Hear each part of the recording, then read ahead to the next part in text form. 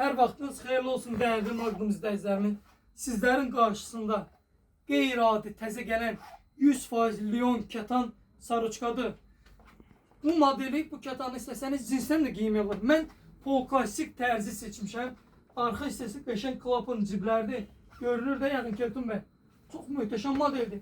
Əynində oturuşları çox rahat. 31 ölçüdən başlayıb düz 40 ölçüyə kimi. Sarıçkamız da katan sarıçkada M razmerdən 3xL kimi. Ben bu tərzi belə də seçmək olur. Ayaqqabım da belə qeyri-adi Bagoza firmasındır. Bunun üstündən mən istəyirəm ki, bir dənə də belə pencəyi də göstərim. Yəni isteğe göre, tərzə görə bunu üçlü də giymək olur və pencəylə də giymək olur. Mən pencəyi, katan pencəyi seçdim.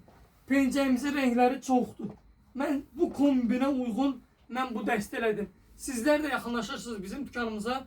Gördüğünüz kimi bizim dükanımızda benim üzerimde gördüğünüz ayakkabı olsun, şalvar olsun, köynək olsun, pencə olsun. Bunların müxtəlif renkleri var. Güzel insanlar.